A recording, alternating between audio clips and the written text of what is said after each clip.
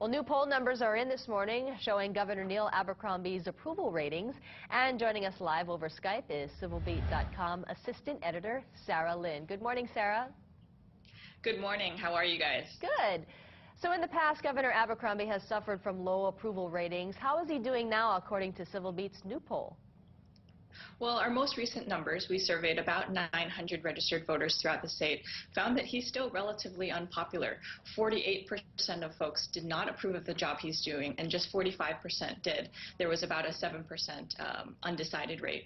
Now, that might be just a little bit up from his past numbers, but the bottom line is that a lot of people still don't like him. About half do and about half don't.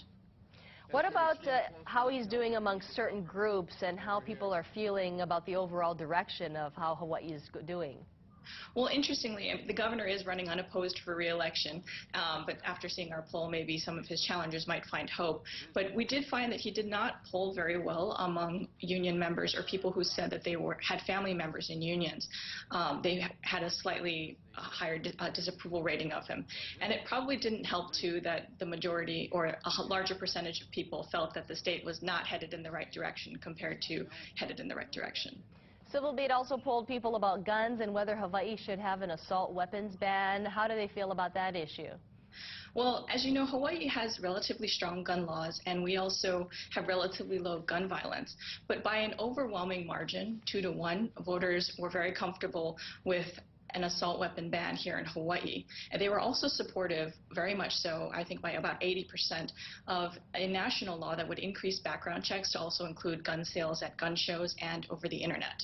I know there's another poll on the ballot initiative system, which you can check Civil Beat on. Let's move on to another topic, and there's a major shakeup right now in terms of protecting Hawaii's cultural and historic resources. What's going on right now? Well, this is the Department of State Historic Preservation. They get involved in a lot of $1 billion worth of projects, including, for example, the Honolulu Rail Project, when human remains are found along the rail there. They have been in trouble with the feds for quite some time now. There's a huge backlog of permits. There's a lot of high staff turnover, and if they're not able to do their job, they can really hold back a lot of state projects.